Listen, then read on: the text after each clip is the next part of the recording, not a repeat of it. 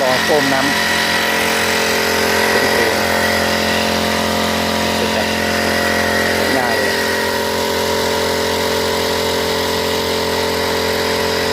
สีภรรยาพี่พูด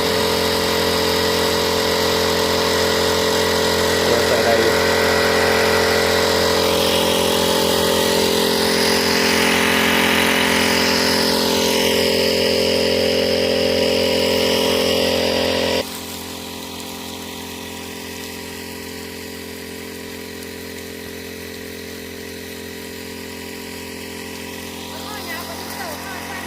นี่ท่อสั้นบริเวณท่อยาวมาพูดว่า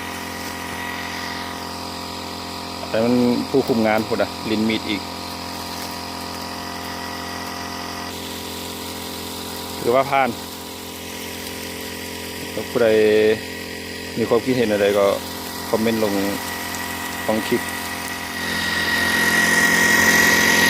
ส่วนวิธีให้ท่าน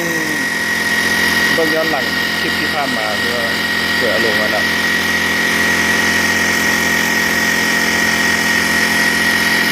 คนหาย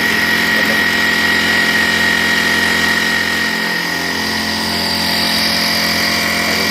แดง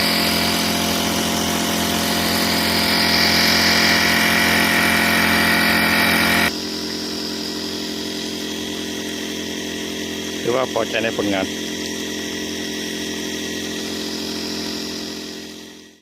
อย่าลืมฝากกดไลค์กดแชร์แล้วก็มีความคิดเห็นอะไรก็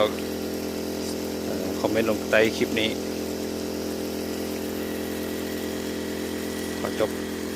คลิปแล้ว